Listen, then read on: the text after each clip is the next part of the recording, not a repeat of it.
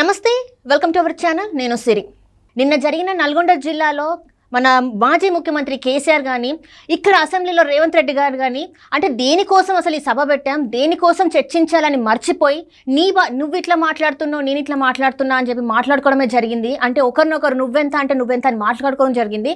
అసలు ఏం జరుగుతుంది ఈ రాష్ట్రంలో, ఇది మనకి వివరించడానికి మనతో పాటు ఉన్నారు ప్రముఖ సీనియర్ జర్నలిస్ట్ డివిఎస్ గారు. నమస్కారం సార్. నమస్తే సార్. నిన్న మనం చూస్తున్నట్టయితే నల్గొండలో ఏమో మన కేసీఆర్ సభ పెట్టారు, ఇక్కడ అసెంబ్లీలోనేమో రేవంత్ రెడ్డి గారు. అంటే ఇక్కడ సభ పెట్టింది నీళ్ళ గురించి, మన తెలంగాణ నీళ్ళ గురించి, ఇక్కడ కూడా మాట్లాడింది దాని గురించి. కానీ ఇక్కడ అసలు ఏదైతే విషయం దాని గురించి మాట్లాడకుండా వీళ్ళు తిట్టుకోవడం, నువ్వు ఇలా మాట్లాడినావు అంటే నువ్వు ఇట్లా మాట్లాడినావు అని చెప్పేసి అనుకోవడం. అసలు అసెంబ్లీలో చర్చించాల్సిన ఆ చర్చైనా, ఇక్కడ సభలో మాట్లాడాల్సిన మాటలు ఇవేనా? అసలు రాష్ట్రంలో ఏం జరుగుతుంది సార్? అంటే ఒక మాజీ ముఖ్యమంత్రిగా, ఇప్పుడున్న ముఖ్యమంత్రిగా. అసెంబ్లీలో ఈరోజు బీఆర్ఎస్ బాయ్కాట్ చేసింది. హరీష్ రావు, కేటీఆర్, కడియం శ్రీహరి మాజీ ముఖ్యమంత్రి కేసీఆర్ పట్ల ప్రస్తుత ముఖ్యమంత్రి రేవంత్ రెడ్డి దుర్భాషలాడారని, సరైన గౌరవం ఇవ్వలేదని, ఆయన భాష సరిగ్గా లేదంటూ వాళ్ళు మీడియా పాయింట్ దగ్గరికి వచ్చి కూడా ఏదో మాట్లాడాలని చూస్తే వాళ్ళని అనుమతించలేదు. సెషన్స్ జరుగుతూ ఉన్నప్పుడు మీడియా పాయింట్ దగ్గరికి అలౌ చేయరు. సభ వాయిదా పడ్డ తర్వాత మీడియా పాయింట్ దగ్గరికి వచ్చి మాట్లాడచ్చు. దానికి వీళ్ళు అక్కడే బైఠాయించినట్టున్నారు. తర్వాత మళ్ళీ వెళ్ళి బీఆర్ఎస్ ఆఫీస్లో ప్రెస్ మీట్ పెడుతున్నట్టున్నారు. రేవంత్ రెడ్డి మాజీ ముఖ్యమంత్రిని ఉద్దేశించి దుర్భాషలాడాడని యాగీ చేస్తున్నటువంటి బీఆర్ఎస్ అసలు ఈ దుర్భాషలకి పేటెంట్ ఎవరిది? రైట్. అసలు ఈ విధమైన భాషని మన సమాజంలోకి, ఈ రాజకీయాల్లోకి ప్రవేశపెట్టిందే కేసీఆర్ కదా, బీఆర్ఎస్ టీఆర్ఎస్ కదా. ఎలా మనం గతంలో చూసాం, ఆంధ్రోళ్ళని ఏ విధంగా తిట్టారో. ఏది లంకలో పుట్టిన వాళ్ళంతా రాక్షసులే, ఆంధ్రోళ్ళంతా రాక్షసులే అని కానీ, పేడ బిర్యానీ అని ఎవరిని, ఆంధ్ర వాళ్ళని ప్రధానమంత్రి మోడీనే అన్నారు కదా. ఏంటి మోడీయా బోడియా అన్నారు. ఈ భాష ముందు రేవంత్ రెడ్డి వాడుతున్న భాష మామూలు భాషే. ఒకవేళ రేవంత్ రెడ్డి దుర్భాషలాడినా తప్పే. ఏది ముఖ్యమంత్రి హోదా, ముఖ్యమంత్రి స్థాయికి తగ్గ భాషే ఆయన కూడా వాడాలి. ఆయన ఏమన్నాడు ఇవాళ అసెంబ్లీలో? నిన్న నల్గొండలో కేసీఆర్ మాట్లాడిన భాషను ఆయన పాయింట్అవుట్ చేస్తున్నాడు. అంటే అక్కడ ఏం బీక్తున్నావు అని చెప్పేసి ఒక మాట మాట్లాడడం అయితే జరిగింది. ఏం బీకటానికి మేడిగడ్డ వెళ్ళారు అని చెప్పేసి అన్నాడు. దద్దమ్మలు, చవటలు. ఇప్పుడు ఇదేంటంటే, నువ్వు చవట అంటే నువ్వు చవట, నువ్వు దద్దమ్మ అంటే నువ్వు దద్దమ్మ. ఇప్పుడు ఇలా తిట్టుకోవటం వల్ల ఏమవుతుంది, జనం అలా విస్తుపోయి వాడు వీడు దద్దమ్మ కాదు, వాడు వీడు చవట కాదు, మనం దద్దమ్మలం కాబట్టి వీళ్ళని ఎన్నుకున్నాం, మనం చవటలం కాబట్టి వీళ్ళని ఎన్నుకున్నాం అనే ఒక ఫ్రస్ట్రేషన్కి గురయ్యే అవకాశం ఉంది ఎవరు? జనం. అవును సార్. అంటే ఓట్లు వేసుకుంది, మార్పు రావాలని ఓట్లు వేసుకుంది, ఎందుకంటే జనాలకి ఇంకా ఏదైతే అవసరం ఉందో అది తీరుస్తారని. కానీ ఇక్కడ అవసరాలు, అంటే జనాల అవసరాలు కాకుండా నువ్వెంత అంటే మళ్ళీ మిమ్మల్ని దిగబెట్టేస్తాం అని చెప్పేసి వీళ్ళు కొట్లాడుకుంటున్నారు తప్ప మళ్ళీ జనాల సమస్యలు తీర్చడానికి అసలు తీర్చేలా కనిపించట్లేదు సార్. ఇక్కడ ప్రజా తీర్పు స్పష్టం. ప్రజా తీర్పు ఇచ్చి కేవలం 2 నెలలు అవును సార్ బీఆర్ఎస్ని ఓడించారు. కేసీఆర్ గవర్నమెంట్ వద్దనుకున్నారు. మార్పు కోసం రేవంత్ రెడ్డికి పట్టం కట్టారు, కాంగ్రెస్ పార్టీని గెలిపించారు, కాంగ్రెస్ ప్రభుత్వం ఏర్పడింది. వాళ్ళకి ఇవ్వాల్సినంత సమయం ఇవ్వాలి. 10 ఏళ్ళు పరిపాలన చేసింది మీరాయే, 60 రోజుల పరిపాలనలో ఉంది వాళ్ళే. ఇప్పుడు మీ 10 ఏళ్ల పరిపాలనని వాళ్ళ 60 రోజులతో పోల్చలేము. 60 రోజుల్లో కూడా వాళ్ళు ఏదో కొంత చేశామని చెప్తున్నారు. అంటే 100 రోజులలో మీరు చెప్పింది 6 గ్యారెంటీలు చేయకపోతే మీ ప్రభుత్వం కూలిపోతుంది అని చెప్పేసి బీఆర్ఎస్ నాయకులు అంటున్నారు కదా. అప్పుడే ఎందుకు 100 కానివ్వండి, 100 రోజులు ఆగిన తర్వాత కదా నువ్వు బెల్ కొట్టాల్సింది. నువ్వే వాళ్ళకి గడువు ఇచ్చావు. వాళ్లే చెప్పారు మేము 100 రోజుల్లో ఇవన్నీ చేస్తామని. 6 గ్యారెంటీలు అమలు చేస్తామన్నారు. ఆల్రెడీ 4 గ్యారెంటీలు అమలు చేసేస్తున్నారు. 2 చేశారు, ఇంకో 2 కూడా రెడీగా ఉన్నాయి. ఇప్పుడు ఇంత తొందరపడాల్సిన అవసరం లేదు. తొందరపడి కోయిల ముందే కూసింది అన్నట్టుగా బీఆర్ఎస్ ఇవాళ కొంచెం వెయిట్ చేసి ఉంటే ఇంకా బలమైంది. అలాంటిది ఏమాత్రం సహనం లేనట్టుగా, అధికారం కోల్పోవడానికి సిద్ధం లేనట్టుగా, అంటే అధికారం కోసం వెంపర్లాడుతోంది బీఆర్ఎస్. కుర్చీ దిగిపోగానే గిలగిల కొట్టుకుంటున్నారు కేసీఆర్ అనే ఒక చెడ్డ పేరు వచ్చే అవకాశం ఉంది. నిన్న నల్గొండలో కూడా ఈ భాషే కేసీఆర్ నోటెమట వచ్చింది.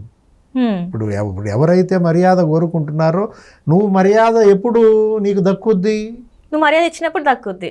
నువ్వు మర్యాద ఇవ్వనప్పుడు వాళ్ళు కూడా నీకు మర్యాద ఇవ్వరు కదా. ఇప్పుడు ఈయనేమన్నాడు, ఏం పీకటానికి మేడిగడ్డ వెళ్ళారంటే అది వాళ్ళ రేవంత్ రెడ్డి దాన్ని చాలా పాయింట్అవుట్ చేస్తున్నాడు. పీకటం ఏంటి, పీక్కోవడం ఏంటి, అందుకే కదా నీ ఫ్యాంట్ పీకేశారు మొన్న ఎన్నికల్లో. ఇలా శృతి మించి రాగానే పడుతుందన్నమాట. ఒక మాట మీద మాట వచ్చేస్తాయి, మాట తోలటం అంటూ బిగిన్ చేస్తే. ఉత్తమ్ కుమార్ రెడ్డి అసెంబ్లీలో ఇరిగేషన్ వైఫల్యాలని ఏకరువు పెట్టాడు. 10 ఏళ్ల కేసీఆర్ పరిపాలన గతంలో 56-60 ఏళ్ల పరిపాలన కన్నా ఎక్కువ నష్టం జరిగిందన్నాడు. రెండు పోల్చాడు. 10 ఏళ్ల కాంగ్రెస్ గవర్నమెంట్కి, 10 ఏళ్ల టీఆర్ఎస్ గవర్నమెంట్కి. రాజశేఖర్ రెడ్డి,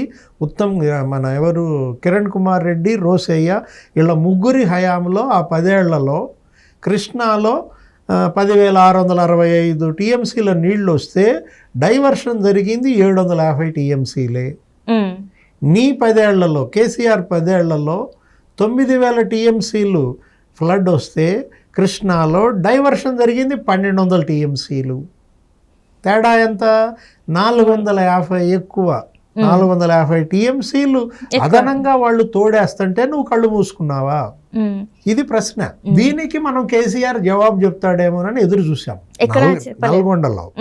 నల్గొండ సభలో ఆయన చెప్పాలా ఏమని, ఉత్తమ్ చెప్పింది తప్పు, అప్పుడు అన్ని టీఎంసీలు వచ్చాయి, ఇంత డైవర్షన్ జరిగింది, ఇప్పుడు ఇన్ని టీఎంసీలు వచ్చాయి, ఇంత డైవర్షన్ జరిగిందని ఈయన లెక్కలు ఈయన చెప్పుంటే, ఉత్తమ్ కుమార్ రెడ్డి లెక్కలు తప్పని రుజువు చేస్తే అప్పుడు బీఆర్ఎస్కి ఇమేజ్ పెరుగుద్ది. కేసీఆర్ మాటలు నమ్ముతారు. దాన్ని ప్రస్తావించకుండా రాయలసీమ లిఫ్ట్ ఇరిగేషన్ స్కీమ్ పెట్టాడు జగన్మోహన్ రెడ్డి, తోడేస్తున్నాడు నీళ్లు. ఎక్కడ ఇంతకుముందు వాళ్ళ నాన్న టైంలో 45,000 క్యూసెక్కులే తీసుకుంటే ఇతను 90,000 క్యూసెక్కులు లాగేస్తున్నాడు, నువ్వు కళ్ళు మూసుకున్నావని వాళ్ళు అడిగారు. దానికి ఈయన సమాధానం చెప్పాలా, హరీష్ రావు చెప్పాలి, కేసీఆర్ చెప్పాలి. ఏమని, మీరు చెప్పే తప్పుడు లెక్కలు, ఇవి మా లెక్కలు అని చెబితే ప్రజలు నమ్ముతారు. కొంతవరకు బీఆర్ఎస్ వైపు మొగ్గు చూపుతారు. అది లేకుండా కరెంటు రావట్లేదు, అసెంబ్లీ కూడా జనరేటర్లతో నడిపిస్తున్నారు, రైతుని చెప్పుతో కొడతారా, రైతుల చెప్పులు అంతకన్నా మంచి బలమైన చెప్పులు, మీ పళ్ళు రాలగొడతారు. ఇది కాదు కదా. వాళ్ళేమో విధానపరమైన విమర్శలు చేశారు, మిమ్మల్ని చింకి చేట చేశారు. మీరు వాటిని తిప్పి కొడితే మీకు మైలేజ్ పెరుగుద్ది. కానీ మీరు దారి మళ్ళిస్తే చెప్పాల్సిన దానికి సమాధానం చెప్పకుండా సాకులు వెతుక్కుంటే ప్రజల్లో ప్రతిష్ట పోతుంది, ఈ ఉన్న ఇమేజ్ కూడా డ్యామేజ్ అవుతుందన్నమాట. అది గ్రహించాల కేసీఆర్ కావచ్చు, బీఆర్ఎస్ కావచ్చు. ఇప్పుడు నువ్వు అన్నావు ఏంటి, నీళ్ల యుద్ధం. అసెంబ్లీలో నీళ్ల యుద్ధం, నల్గొండలో నీళ్ల యుద్ధం, నాగార్జున సాగర్ ప్రాజెక్టు మీద మనం చూసాం. ఎన్నికలకు ముందు రోజు జగన్మోహన్ రెడ్డి పోలీస్ మొత్తాన్ని సాగర్ మీదకి వేసుకొచ్చి 13 గేట్లు ఆయన లాగేసుకుని, దాని ఫలితమే కదా కేంద్రం ప్రాజెక్టులన్నీ మన తన స్వాధీనంలో తీసుకుంది. ఇప్పుడు వీళ్ళు కొట్టుకుంటే వేరే వాళ్ళు అలా అడ్వాంటేజ్ తీసుకుంటారు కదా. మొత్తం ప్రాజెక్టులను ఇవాళ కేంద్రం చేతుల్లో పెట్టింది ఎవరు, ఆ తప్పు ఎవరిది, వీళ్ళదే. ఇంకా ఇప్పుడు తప్పు చేసిన తర్వాత ఇప్పుడు చెంపలేసుకుంటే ఏమి లాభం? కోమటిరెడ్డి వెంకటరెడ్డి కూడా అదే కదా అంది, ముక్కు నేలకు రాసి క్షమాపణ చెప్పి కానీ నల్గొండలో అడుగు పెడతానికి వీల్లేదు అని ఏదో అన్నాడు. అంటే నిరసన కూడా వాళ్ళు వ్యక్తం చేశారు కదా సార్, అంటే గో బ్యాక్ అని చెప్పి నల్ల దుస్తులు ధరించి వాళ్ళు గో బ్యాక్ అని చెప్పేసి కోడిగుడ్లతో కొట్టడం జరిగింది. అయినా కూడా ఇక్కడ ఏంటంటే అసెంబ్లీలోకి రమ్మని రేవంత్ రెడ్డి గారు ఆహ్వానిస్తున్నా కూడా ఇక్కడ అసెంబ్లీలోకి అటెండ్ అవ్వకుండా అక్కడ నల్గొండలోకి వెళ్ళి ఆ సభ పెట్టడానికి గల కారణాలు ఏంటి, ఎందుకని, ఏంటి ఆ భయం అనేదే ఇవాళ ప్రశ్న ప్రజల్లో.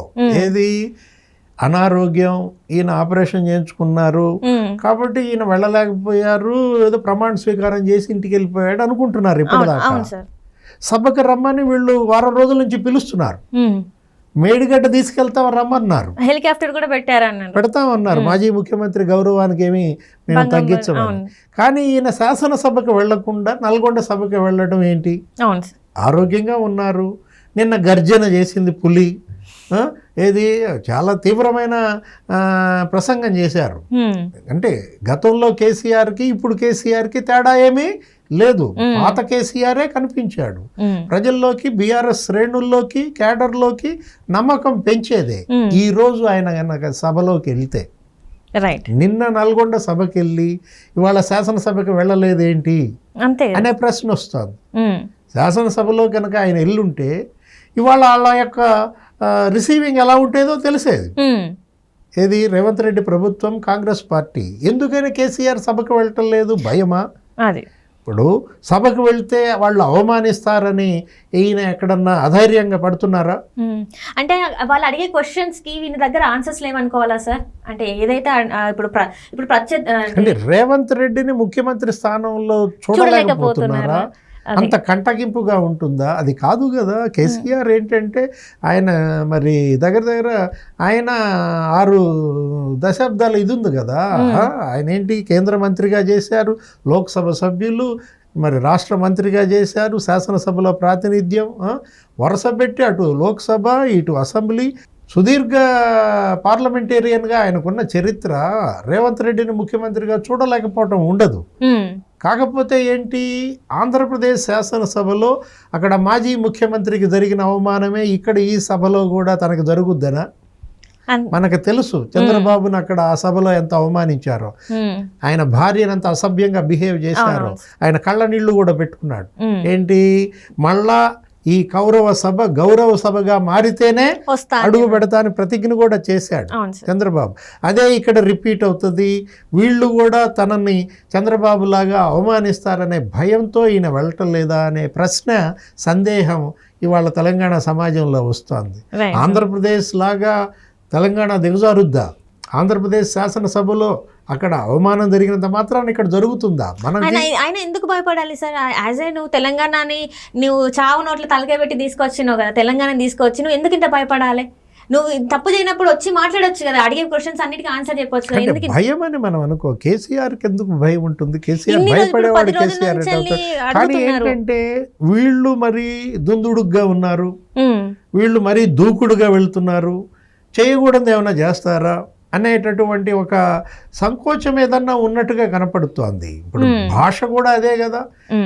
తెలంగాణ భాషను చూసి ఆంధ్రప్రదేశ్ భాష మనం విన్నాము. అక్కడ కూడా కొడాలి నాని వాళ్ళందరూ ఎలా మాట్లాడారో మీరు చూశారు. ఏంటి, నీ అమ్మ మొగుడు కట్టాడా, ఈ విధమైన భాష అక్కడ మనం చూసాం. అంటే వీళ్ళని చూసి వాళ్ళు చెడిపోయారా, వాళ్ళని చూసి వీళ్ళు చెడిపోయారా, మొత్తం సమాజం, తెలుగు సమాజమే చెడిపోయిందా అనేది వాళ్ళ ప్రజల్లో చర్చ అన్నమాట.